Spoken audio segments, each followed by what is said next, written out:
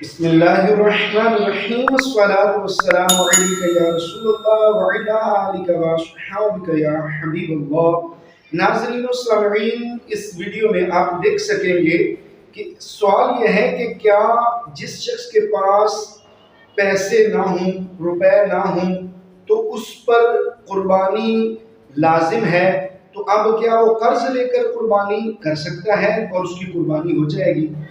تو یہ سوال، اس کا جواب یہ ہے کہ فرماتے ہیں کہ جس شخص پر قربانی لازم ہے، واجب ہے، اور وہ شخص قربانی نہیں کر رہا، تو یہ سب سے بڑی بات تو یہ ہے کہ وہ ایک نیکی سے، اتنے بڑے ثواب سے محروم ہو گیا۔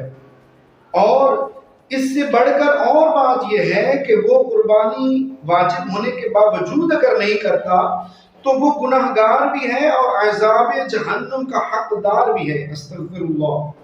لہٰذا معلوم کیا ہوا کہ اگر قربانی واجب ہے تو اس واجب کو ادا کرنا اس پر لازم ہے۔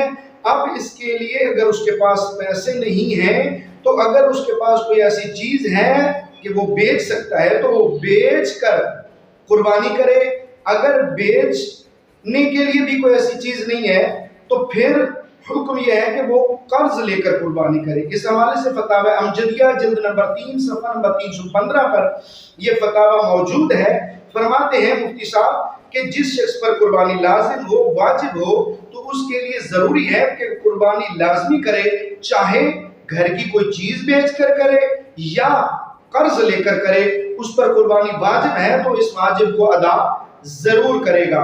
اس ضمن میں حدیث مبارکہ ہے، نبی کریم رؤوف الرحیم صلی اللہ علیہ وآلہ وسلم نے ارشاد فرمایا، جس شخص پر قربانی لازم ہو، قربانی واجب ہو، اور وہ قربانی نہ کرے تو فرمایا کہ وہ ہماری عیدگاہ کے قریب نہ آئے، یعنی اسے نماز پڑھنے کی پھر کوئی حاجت نہیں ہے۔